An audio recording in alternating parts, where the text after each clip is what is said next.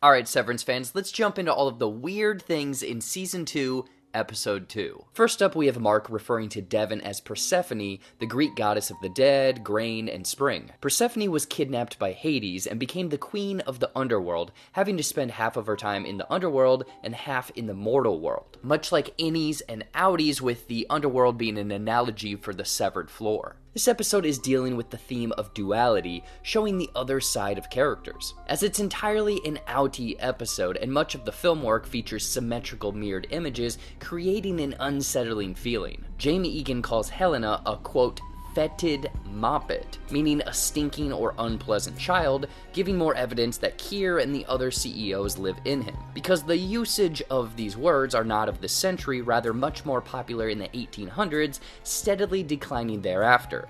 And who was alive in that time? Keir Egan.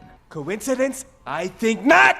There's another shot of the Keir license plates with the motto of Remedium Homnibus, meaning a remedy for man. Irving mentions that he was watching The Barber of Seville before being fired by Milchik, which was originally a French comic play, later turned into various silent and talkie films, while also going by the name The Useless Precaution. All of this was useless because they were hired back 3 days later. He lives at Lenora Lake, the name of the 7th Lumen CEO, and his bed sheets are a collection of greens and blues. Green showing his life as full of woe or sadness, I mean he does look a little lonely, and blue being malice, as he clearly has something up his sleeve talking in the phone booth. Let me know in the comments of any details or questions you have from this episode, and I'll try my best to break them down just like this. And hit me up on YouTube for a more in-depth, long-form breakdown of Episode 2.